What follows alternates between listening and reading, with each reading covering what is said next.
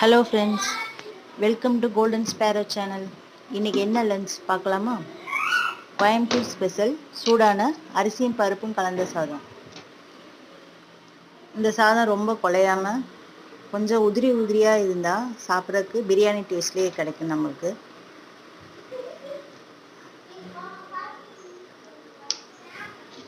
அப்புறம் அரிசியும் பருப்பு கலந்த சாப்பாடுக்கு சைடிஷ்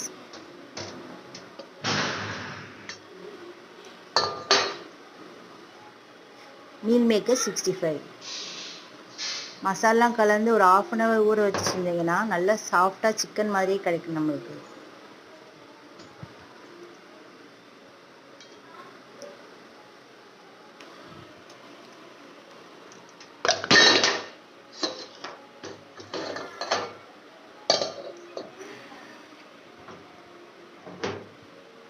அடுத்து லெமன் ஊறுகாய்.